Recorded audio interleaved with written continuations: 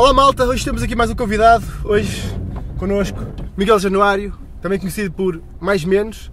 Ele é designer, artista, entre várias coisas que vamos já descobrir aqui nesta conversa, ok? Fiquem aí.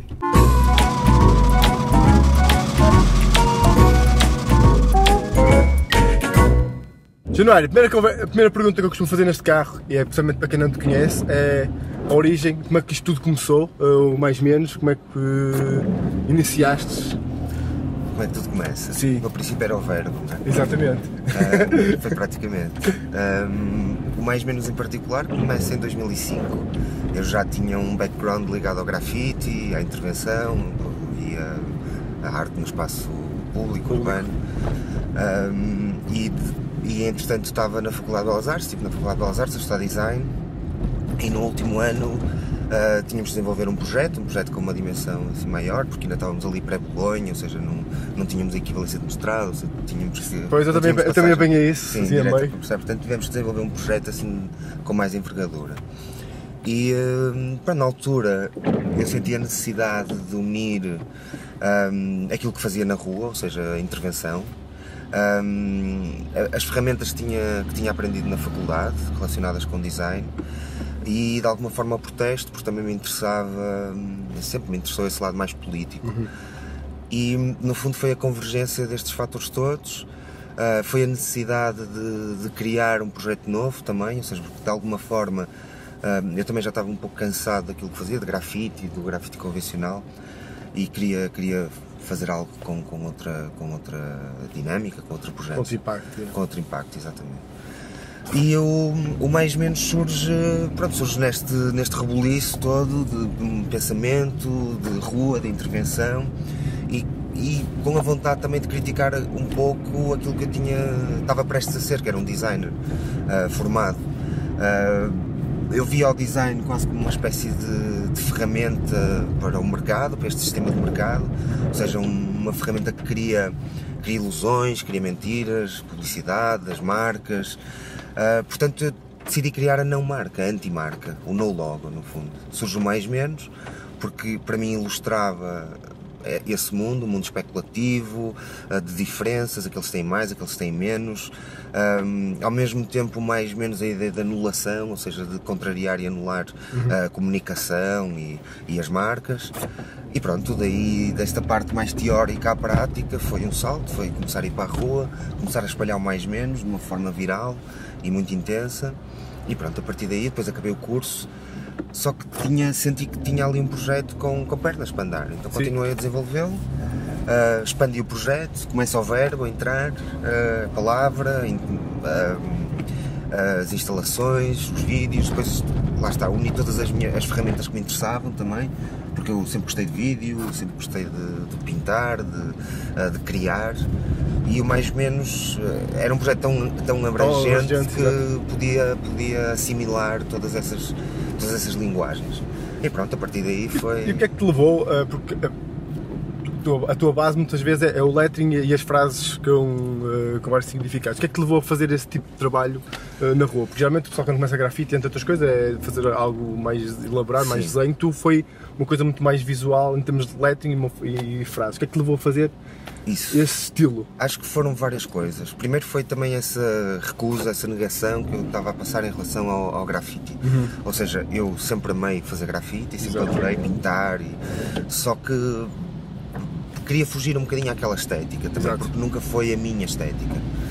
Era quase, uma pessoa é miúdo, vai fazendo muito porque vê, porque é influenciado, mas havia ali uma necessidade mais interventiva. E o Mais Menos era muito frio, muito dissecado, clínico, e eu também achava que a crueza da forma como comunicava as coisas me interessava muito, ou seja, ser cru, ser duro e direto. Pronto, e no Mais Menos eu encontrava isso e no fundo também acabava por sobressair um bocadinho do meio, ou seja, neste meio colorido e onde a intervenção é mais colorida e tem mais uma linguagem mais ilustrativa e figurativa, também me apetecia fugir um bocadinho disso. Essa estética. E no fundo era corresponder um bocadinho à própria crítica inicial que era criticar a publicidade e a comunicação, mas usando Mas as usando as mesmas mesmas ferramentas, Exatamente. Portanto, foi isso, era crueza, direto, incisivo, para que se leia, mas ao mesmo tempo ambíguo, não é? Porque a ideia do mais-menos ali em cima de qualquer frase deixa-te sempre espaço de manobra para o pensamento, para a crítica, ou seja, tu podes sempre Sabes tirar. que há uma música de um dos elementos do lema que tem lá uma frase... É verdade, é do Mace, do Mace. exatamente. Ontem estava a ouvir, de repente eu, isto fiquei é altamente. muito orgulhoso. Porque te faz pensar como um stencil do mais-menos. É exatamente, exatamente. Que vai em conta o que estás a dizer agora. É muito bom. Bem, eu conheci-te a primeira vez que me saltaste aos olhos. Foi uma frase, mas isso não conhecia ainda. Vi isso na rua, mas foi através de um vídeo que foi na Assembleia da República. Tu A jogar golfe. A jogar golfe com pão. E depois, mais tarde, o de Guimarães. Aqueles 4 vídeos que tem que tu fizeste o enterro de Portugal. Culmina com o enterro de Portugal. É verdade. O que é que te vou fazer esses vídeos, especialmente a parte de Guimarães? A parte de Guimarães. Porque aí quando vi, foi... O golfe foi por iniciativa, pronto, foi uma iniciativa própria de vamos lá, temos de fazer uma intervenção. E foi por causa na altura, o estímulo foi porque o governo na altura queria reduzir a taxa do golfe, do jogo. Foi, mas aumentava o pão. Mas o pão estava para aumentar, exato, os bens essenciais estavam para aumentar, mas ao mesmo tempo falava-se em reduzir a taxa do golfe. Portanto, isso foi o estímulo para pensar naquilo. Tanto que, no fundo, a minha bola era um pão, não é? Sim, era o luxo, lá está, mais ou menos, era o luxo versus o bem de primeira necessidade, não é? Isso foi uma intervenção que fez o projeto explodir em termos de chegar às pessoas, foi muito partilhada, tornou-se também meio viral na altura. E foi muito interessante porque, independentemente desse motivo que me levou a pensar nisto, acho que é uma metáfora que funciona sempre. No fundo, aquilo funcionava cá com essa medida, mas funcionava na Grécia ou no Parlamento. Ainda hoje funcionaria, não é? Porque no fundo temos sempre estas diferenças sociais, este jogo sempre de classes, quase. Portanto, é que tu és convidado para ir lá fora para fazer estas intervenções. Agora estiveste na Noruega. Exato. Sim, estive em Londres também este ano. Lá no Iminente, no Festival Iminente, exatamente. Também correu muito bem este ano. E entretanto, o Guimarães, 2012, o que acontece é que o Maus Hábitos, que foi um espaço de ligação, aliás, o meu primeiro estúdio, o ateliê foi lá no Maus Hábitos, porque eu já lá trabalhava no bar durante uns anos, e eles estavam a organizar com a Saco Azul, que é uma associação à qual eu também pertenço, que é a associação que está por trás de Maus Hábitos. A Saco Azul estava a organizar um programa paralelo ao programa oficial da Capital Europeia da Cultura, Guimarães. E convidaram vários artistas. Eu fui um dos convidados e era em períodos de residência em Guimarães. Havia artistas que vinham uma só vez, havia outros artistas que iam uma semana por mês, durante 4 ou 5 meses.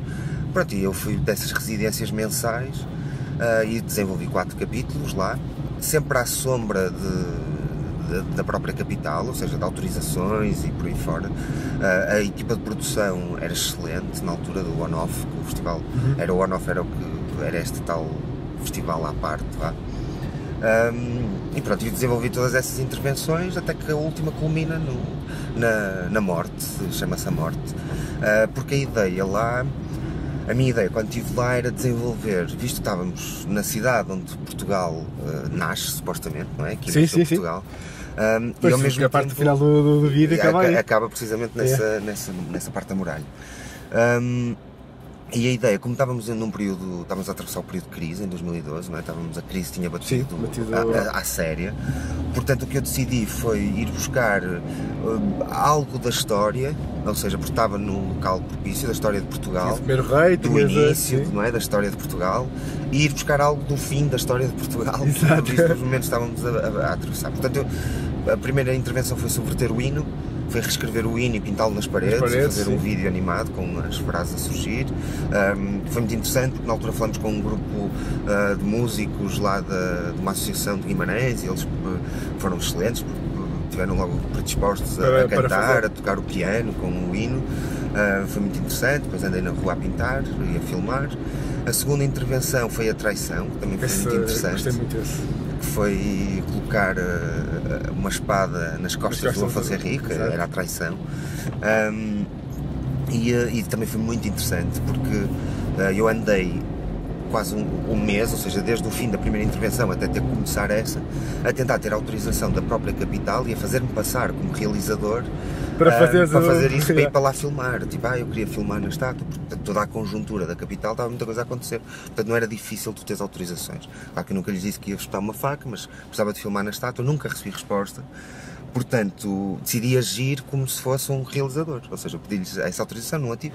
Decidi agir como se fosse um produtor de cinema, tipo, vamos lá montar o estaminé, esconder-nos à vista de toda a gente. E na altura fui com o Júlio, com mais malta, o Paulo também foi, mais uns amigos. Fomos cheios de coisas para lá, com gruas, com escadotes, com baldes, com malas, com as câmaras, com fios. Fizemos uma puxada do café mais próximo, para filmar, para carregar baterias e não sei o que. Andamos na estátua para cima e para baixo. Na altura até chegamos a pôr a cabeça de um urso na faca, na espada, que era de um amigo, também artista que lá estava, que era o António, e que ele pediu-nos para tirar uma fotografia, ou seja, andamos ali a brincar à volta da estátua. Isto começamos para aí às 7h30, 8 da manhã, eram 9 e pico, estava lá um polícia sempre ao lado, na porta do Passos de Conselho, que é mesmo ao lado da estátua. De repente vem outro polícia para fazer turno, penso eu, e vem-nos perguntar se nós tínhamos autorização para estar ali. E nós, não temos autorização, ele então toca a limpar e andar daqui. Só que nessa altura já estava tínhamos filmado, já tínhamos posto a cabeça do urso lá já andávamos a rir com aquilo. Mas da estátua não fizemos nenhuma à estátua, que aquilo mais tarde até foi interessante, agora há um ano que alguém partiu mesmo sim, acho que se penduraram lá e partiram a espada. E foi interessante porque apanhei depois no JE na notícia e depois assim aqueles quadradinhos que tem sempre ao lado com algumas, já aqui há uns anos não sei quem dobrou a faca, Miguel Januário espetou uma faca na espada em 2012. Assim, assim tipo, o que é que já aconteceu à estátua? Então vinha lá assim. E na altura foi muito bom também essa intervenção, porque acabámos por ter tudo o que queríamos em termos de filmagem. O resto do vídeo depois era a malta a cair, quase como se estivesse a morrer lentamente. Também foi um grupo de teatro, porque depois houve esta dinâmica muito interessante com a cidade, com elementos da cidade, com as pessoas, com os cidadãos, foi muito interessante. E houve uma chamada coletiva para as pessoas virem cair também para o chão, e então temos lá uma filmagem também na praça, assim a malta toda a cair, foi muito interessante. Isto é a segunda intervenção. A terceira intervenção foi exatamente uma manifestação de ovelhas, em que tivemos que alugar umas ovelhas durante uma tarde e andamos a pastar, e depois aproveitamos o facto de um amigo, também artista brasileiro, que lá estava a fazer residência, que alugou uns fatos da polícia, que é uma coisa muito interessante, porque tu não podes alugar fatos de polícia assim à vontade, porque não podes usar, não é? Porque assaltos, é óbvio que não, mas esse amigo tinha conseguido alugar os fatos a uma empresa, uma produtora, também de Lisboa, se não estou em erro, e nós aproveitamos os fatos, então pusemos alguns amigos a pastar as ovelhas com cajados, vestidos de polícia. Portanto, sim, eu vi, agora que estás a dizer assim deles estarem vestidos. Pensava que eram polícias. Não, aqueles não, estes não. Os outros eram. A seguir sim, é que deu raia. Eu lembro de ver as notícias e isso extrapolou completamente. Portanto, até aí as coisas estavam a correr bem, até estava a ter impacto, a capital estava a adorar, porque na verdade todas estas intervenções estavam a ser faladas e comentadas e a ter bastante projeção, o que para a capital, apesar de serem subversivas para a capital, porque estavam a acontecer paralelamente e sem a direção da capital saber, a capital foi ótimo. De repente a foto do rei com a faca espetada tem uma página inteira no programa oficial da capital, ou seja, aquilo tornou-se simbólico. E é muito interessante, ou seja, tu estás a fazer algo muito crítico e subversivo que acaba por ter, o próprio sistema acaba por ganhar com isso, não é? Isso também é aqui esta ambiguidade do próprio projeto, não é? De mais ou menos também tem isso. Pois que eu tenho uma pergunta relacionada com isso, que é o facto de tu seres tão político e tão crítico social, se não acabas por perder às vezes muitas oportunidades por causa disso. E agora que estás a falar isso até... Sim, há oportunidades que seriam oportunidades, mas são coisas que também podiam de alguma forma manchar o próprio projeto, ou seja, obviamente que há todo um lado institucional nisto, é óbvio, não é? E com a caminhada, com o tempo foi passando e o projeto a ganhar dimensão, há sempre relações institucionais que tu acabas por ter, seja com galeria, que acontece desde o início, o projeto sempre expôs dentro de galerias, e muitas vezes as galerias são apoiadas por por algumas até instituições. pela Embaixada dos Estados Unidos, a Underdogs, por exemplo. O que não deixa de ser também paradoxal e interessante. Exato. Ou com câmaras, ou nestes festivais que acabo por ser convidado, ou seja, sempre essas relações institucionais. Agora, há uma coisa que eu tento manter o projeto que é longe de marcas e de grandes corporações, ou seja, eu não... Já tive convites para trabalhar, para intervir. Depois há aqui uma coisa também que é onde eu estou hoje, que é a domesticação e a coolificação, não é? Quando a street art passa a ser cool, não é? Sim, sim, depois, sim. Ou seja, tu de repente, uma intervenção deixa de ser tão subversiva e ela passa a fazer parte, eu costumo chamar o efeito Che Guevara, da t-shirt Che Guevara, Ok. não é? Tipo, ou seja, que tens o Che Guevara que era contra o sistema, não é? Era alguém que E depois fora acaba do por sistema. ser Hoje é uma t-shirt e é quase um ícone da cultura pop. Exatamente. Não é? Tipo, ou seja, Sim, o próprio mercado e o sistema que ele próprio lutou e criticou, acabou por usá-lo como um produto hoje, não é? Exato. Hoje é um produto. E a street art e o protesto passa muito por isto hoje. Sim, passou a ser também muito o mesmo. Sim, institucionaliza-se de alguma forma. Passasse de ser na rua, passar para as galerias. Sim, exatamente. O Mais Menos em particular sempre teve esse lado mais expositivo, artístico, logo desde o início, desde 2005, que já invadia o espaço de galeria, o espaço expositivo. Pronto, só que obviamente foi-se expandindo essa relação, não é? Foi-se tornando cada vez mais próxima. Agora, fugir um bocadinho desses convites das marcas e de coisas mais de produto mesmo, do entretenimento ou da corporação, acho que aí não faz sentido o projeto estar presente. Portanto, muitas vezes já tive que recusar convites porque, vou dar um exemplo que não aconteceu, mas é um exemplo. Sim. Porque não vou fazer uma intervenção para a PT ou para a EDP, percebes? Portanto, sim, porque não faz sentido. Não faz sentido porque o projeto propõe-se a criticar precisamente os moldes em que o capitalismo ou o neoliberalismo assenta, portanto era demasiado promíscuo estar a trabalhar com essa proximidade. Claro que o projeto, entretanto, também já mudou muito, não é? Tipo, e neste momento está noutra fase, porque também são 12 anos, o mundo mudou, o projeto mudou, as relações mudaram. O projeto também cresce. O projeto cresce e pronto. Mas não acabamos de falar do funeral. Então, fala do funeral. Sim. Portanto, 3 intervenções feitas, falta a última, chegamos a agosto, entretanto, e eu já andava, ou seja, isto havia uma lógica, portanto, o primeiro foi o aviso, que era o hino, sim, o hino, o aviso, a traição, como é que chamava o terceiro? O terceiro não estou a lembrar agora. Está-me a faltar, o terceiro era... Mas tinha algo a ver com o protesto. Sim, era algo assim, contestação.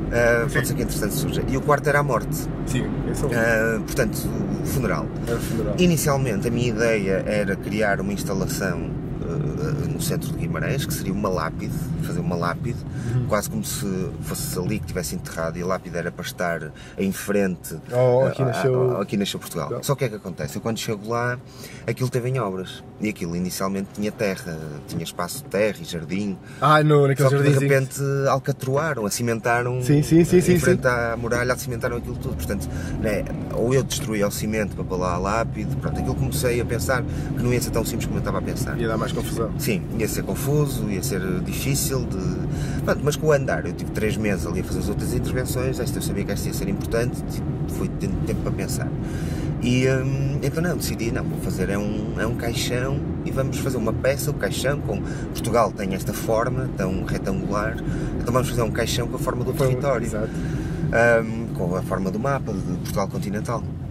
E pronto, e isso foi-se andando, foi-se fazer um andor também para levar o caixão em cima, fui falando com a produção, temos que contratar pessoas, vamos arranjar umas carpideiras, pessoas para carregar o caixão, vamos ter que arranjar essa malta, depois começam a surgir as coisas, fazer uns paninhos, comprar não sei 200 cravos para pôr à volta do caixão, porque o cravo também tinha aquele valor simbólico, o cravo vermelho, do 25 de Abril, ou seja, era essa morte também desses valores, e depois eu tive sempre ligado familiarmente ou proximidade com a GNR, porque a pessoa que me criou era da GNR, o filho ainda é da GNR, Pronto, e ocorreu-me, espera lá, a GNR costuma fazer quando são cerimónias fúnebres de Estado, tem essa ligação. Bora falar à GNR, lembro perfeitamente de estar a ir para trás dos montes, nessa altura cair-me assim a ficha e ligar imediatamente à produção, olha, temos que contratar a GNR, que eu sei que é possível. Eles são contratados para jogos de futebol, para eventos culturais, basta pagares a produtora, mais uma vez, excelente, fala com a GNR, consegue contratar 7 guardas, se não estou em erro, 7 guardas. Pronto, entretanto, estava tudo alinhado. O dia faz outra vez uma cola aos portugueses todos, via internet, via as plataformas do Facebook e por aí fora, para todos os 10 milhões de portugueses comparecerem na cerimónia fúnebre de Portugal.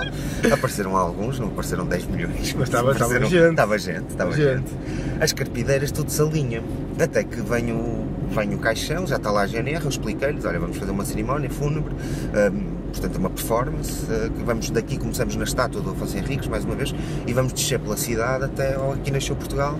Pronto, e fomos negociando, vocês podem disparar as salvas lá, e eles, podemos, mas não podemos ir com as armas, porque isso é preciso outra autorização. Entretanto, um deles telefona para o posto, tem autorização para carregar as armas na rua, o que foi ótimo, porque eles acabam por vir pela estrada fora com as armas ao ombro, e depois dispararam-se as salvas. Só que a GNR, eu nunca disse que era, nem precisava, na verdade, porque não interessa, na verdade, o conteúdo não é ofensivo, é um conteúdo que acaba por ser ilustrativo, acaba por ser metafórico, obviamente, não é?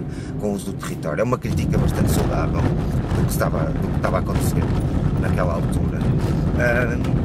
Mas a GNR não sabia, mas entraram na coisa, tipo os soldados que lá estavam, quando bem o caixão passava, vamos começar, ficaram obviamente admirados, mas é uma performance artística, não é nada agressivo, ofensivo, pelo contrário, acho que até é algo que pretendia mesmo chamar a atenção das pessoas, para que se discutisse o estado do país.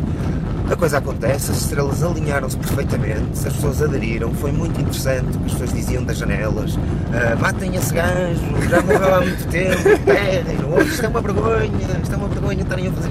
Portanto, mais uma vez aqui o mais medo da polarização das coisas. Pronto, as salvas são disparadas em frente à muralha. No final foi muito interessante porque havia um senhor de todas as vozes, uns parvos incrédulos com o que estava a acontecer, outros riam-se, outros protestavam, mas pronto, encolhiam os ombros. Há um senhor que sai lá do meio, mais exasperado pela situação, que era uma vergonha, o nosso país está vivo, eu sou português, isto é uma vergonha. E eu fui ter com ele, era quase o velho do Restelo ali no meio, sabe, assim, a sua voz a levantar-se no meio das outras. E eu fui obviamente ter com ele, sentei a calma, eu sei, isto é uma performance artística. Claro que Portugal não morreu, estamos aqui a falar português, estamos a calcar território, caramba, estamos aqui, perceba que isto é para levantar discussão e para as pessoas pensarem num momento difícil que atravessamos. Olha, muito gosto, meu nome é Miguel Januário, e ele também, mas não deviam dizer, olha, eu sou o Manel Salazar. Opá, achei assim. É sério? Achei assim, a voz que se levanta ali no meio era o Salazar. Incrível! Muito bom. Pronto, isto passa, opá, a coisa fica, foi falado, foi noticiado, mas ao de leve, mais uma vez, tipo, é uma intervenção com algum impacto, a coisa é noticiada. Passado 15 dias, de repente, vem tudo à baila outra vez. Tinham exonerado um comandante, o comandante distrital de Braga. Por causa disto, começam-se a levantar vozes dentro do próprio seio da GNR e há um comandante que é exonerado. E na altura alguém ainda fez um abaixo-assinado, porque era uma vergonha, e é uma vergonha, tipo, alguém ter exonerado alguém por causa disto. Eu sei que a GNR defende os símbolos nacionais, só que obviamente ninguém ali estava a conspurcar os símbolos nacionais, pelo contrário, a ideia era precisamente chamar a atenção para a situação do país e obviamente que era isso. Mas aquilo levanta ali algumas questões dentro do seio da GNR. Eu depois vim-me a perceber que, no fundo, isto foi quase um bode expiatório para já conflitos internos da GNR. Exato. Ou seja, a própria intervenção fica quase secundária ali no meio entre as suas lutas internas. Eu obviamente fiquei estava num período de muita coisa a acontecer na minha vida, artística, pessoal. Pá, aquilo deixou-me completamente transtornado na altura, porque em termos artísticos era excelente, porque estava a falar nos mídias, toda a gente a falar naquilo. Ou seja, houve mais gente a saber desta intervenção passado 15 dias por causa desta questão do que propriamente na altura. Ou seja, aquilo continuou a viver. No fundo, a GNR acaba por continuar a minha própria intervenção, ou seja, mediatizá-la ainda mais do que eu tinha conseguido. O que é interessante também. Então depois, aquilo deu essa barraca, eu ainda consegui falar com o senhor na altura, foi muito interessante porque eu liguei para a esquadra, lá para o posto de comando, e atende-me alguém do outro lado, um soldado, muito boa tarde, olha, meu nome é Miguel Januário, eu sou o autor daquela intervenção do funeral. Houve assim um silêncio de 3 segundos do outro lado, deu-me só um momento. Foi chamar o coronel, uma pessoa com uma coluna, assim, com uma espinha dorsal incrível, que na altura pediu para tentar manter esta situação o mais discreta possível. Pediu-me inclusive, porque alguém que eu não conheço começou um abaixo-assinado para que ele fosse readmitido. Porque ele, na verdade, ele não perdeu o trabalho, ele foi exonerado de comandante distrital. Ele continua a ser coronel, penso que tenha sido deslocado para outro local. Pediu-me para se contactasse essa pessoa porque não queria cá abaixo de assassinatos nenhums, queria manter a coisa mais discreta possível. Eu assim fiz, consegui contactar a pessoa, a coisa passou e ele não queria levantar poeiras e acho que eu percebo perfeitamente. Pronto, a coisa passou. A minha preocupação obviamente foi a nível pessoal das pessoas, que eu nunca na vida queria mudar a vida de ninguém ou interferir na vida de ninguém, pelo contrário.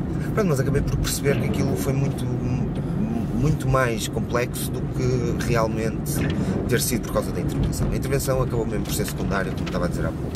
E pronto, isso fez o projeto saltar a nível nacional, porque ainda hoje, isto já foi há 5 anos, ainda hoje se fala e é o marco entre o golfe que estávamos a falar há pouco e o funeral, são assim os 2 grandes marcos do projeto ao longo destes 12 anos. Depois disso, fizeste várias exposições, no ano passado fizeste uma lá em baixo e cá em cima. E que agora resulta no que vamos falar, que é o Partido Mais Menos. Vi primeiro foi no Iminente em Londres, começaste, não? Sim, no Iminente em Oeiras, há um ano, em setembro do ano passado. Mas não fizeste primeiro em Londres, já tinhas a parte da votação? Londres foi depois? Foi já depois. Tu foi Oeiras primeiro, em Oeiras. Em Oeiras comecei com a aproximação ao partido, intervenções e algumas interações ali com o público, para começar a abordar a questão do partido. Fizeste aqui, fiz em Londres, fiz aqui, e tenho aproveitado muito, fiz o comício no Passos Manuel, dentro do Future Places.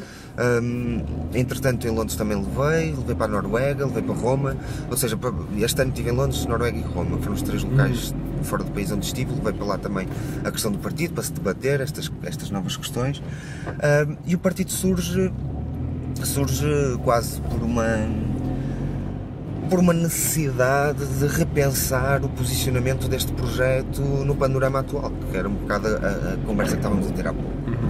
Isto porque existem várias questões, isto ao mesmo tempo faz parte da minha investigação em design, de doutoramento, que estou a fazer neste momento, que é o repensar o meu próprio projeto e o seu posicionamento passado 12 anos.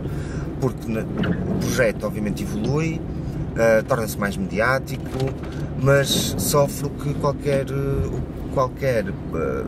modelo, projeto de intervenção sofre e de protesto, que era o que falávamos há bocado, que é uma certa domesticação, uma certa institucionalização. Portanto, se por um lado, sei lá, há 10 anos eu queria pintar aqui uma frase, tinha que ser às escondidas e a correr e para que ninguém me visse, hoje convidam-me para eu escrever uma frase porque é fixe.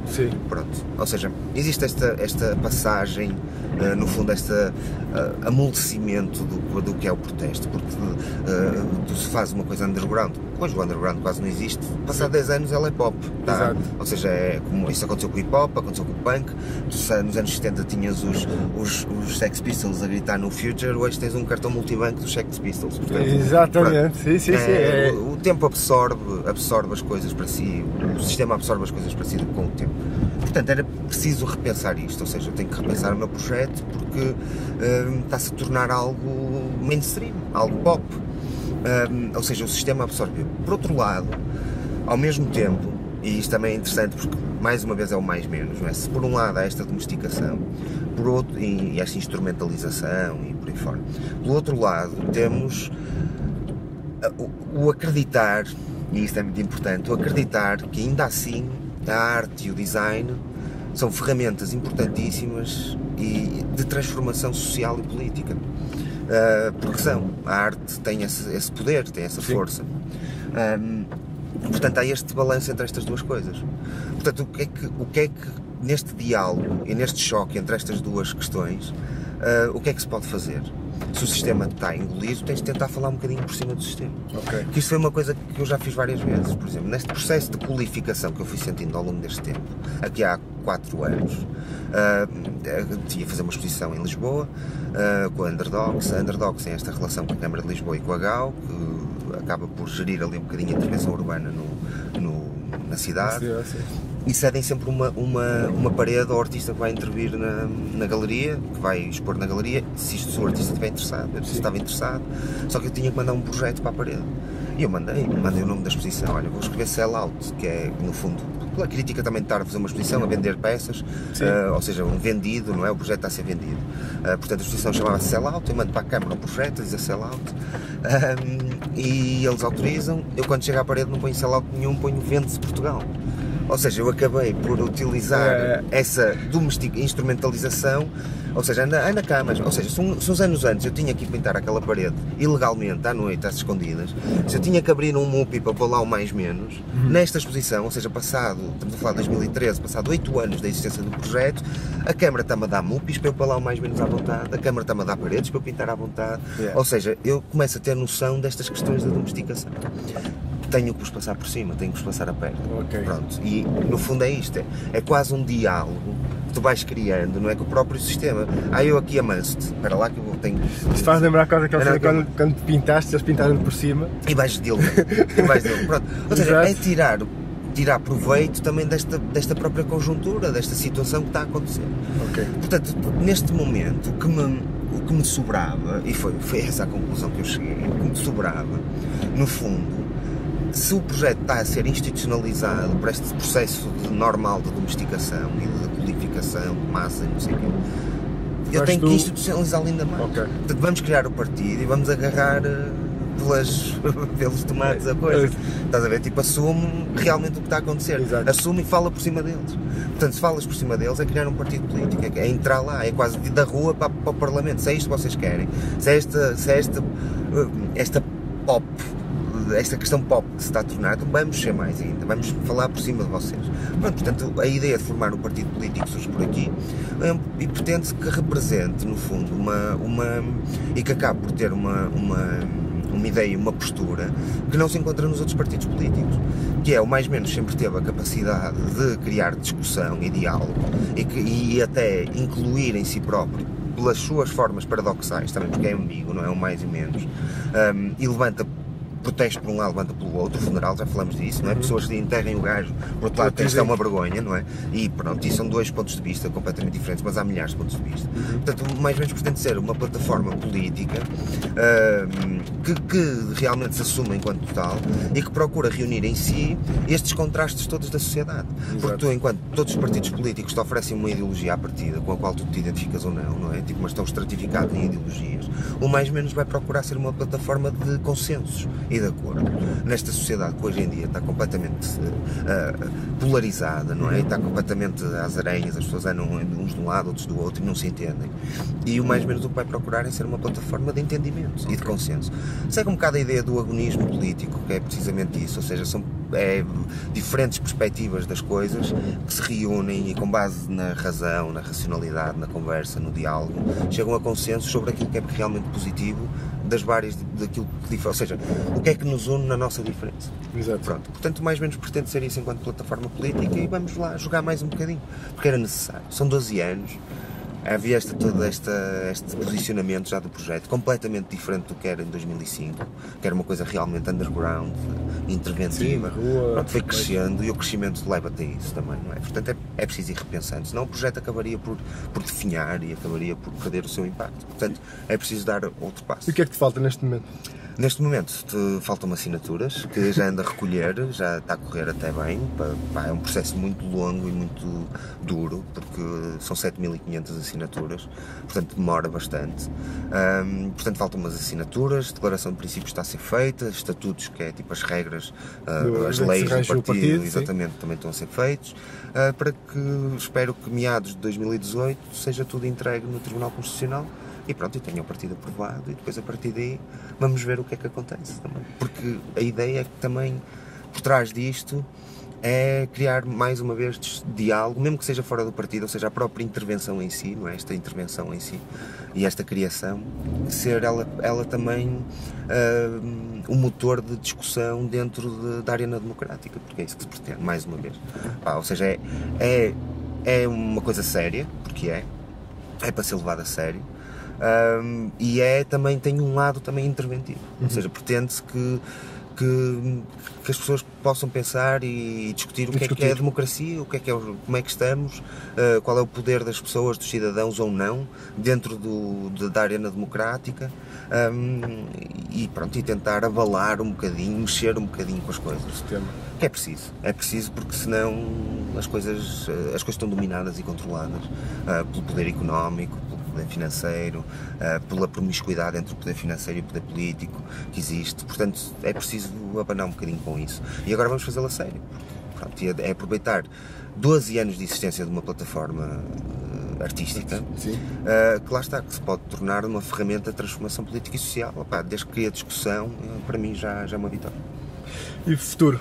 Além do partido? Além do partido. Vais voltar a continuar a fazer as sessões? Sim, o projeto mantém-se. Este ano foi um ano muito interessante internacionalmente. É muito interessante isso também, porque de alguma forma justifica aquilo que estávamos a conversar, porque o protesto é interessante, não é? O protesto chama a atenção das pessoas, portanto, e de repente tens convites para ir a 3 sítios diferentes fora do país num ano, quando até te estás a dedicar mais a nível nacional.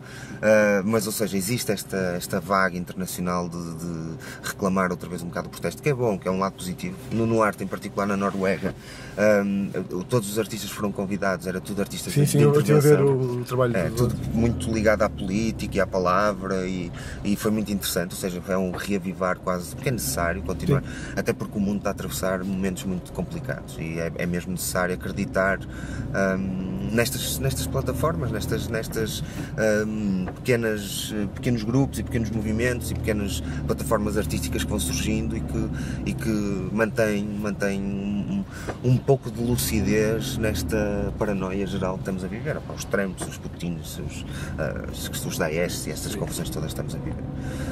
Depois disto, sim, o projeto continua, exposições, intervenções, agora muito mais ligadas ao partido. Portanto, também estou aqui nesta fase de transição, não é? Que é a formação. Tive a pré-formação, que foi estas primeiras intervenções para perceber qual poderia ser o impacto nas pessoas, os iminentes, e na rua e por aí fora. E o caminho que, se isto iria agradar ou não às pessoas, ou seja, foi um bocado quase Só uma parte agora, estamos aqui a passar numa zona em que se pode ver. Não sei se... Não dá para ver agora que está no beiro. Que é quem estiver do Porto olhar para Gaia à noite, repara nas... Está ali, está. Vão reparar no mais menos infinito. Posso abrir um bocadinho? Podes. Ali está. E tem ali uma intervenção. Exatamente. Portanto ficam já aqui só com uma parte. Acende às 7 da tarde e apaga-se às 7 da manhã. Temos um temporizador de luz. Sim, que é para... Porque à noite aquilo acaba por saltar.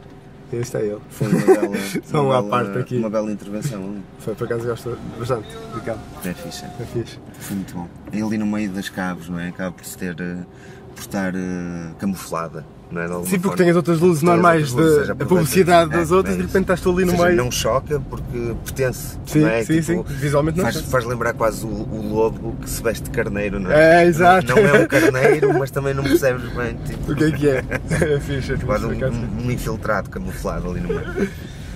Pronto.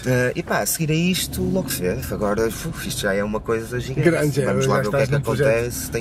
Porque isto há muito trabalho, pá, muito trabalho. Esta coisa de contactar as pessoas, de começares a escrever tudo o que é necessário para o partido, o próprio doutoramento a acontecer ao mesmo tempo.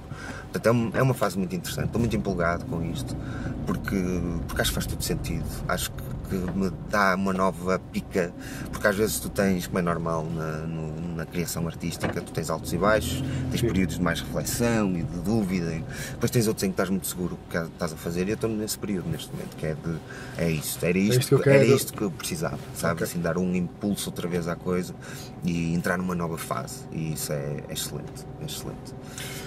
Pronto, foi esta mais uma conversa, espero que tenham gostado. Obrigado. E vemos aí no próximo vídeo. Muito obrigado.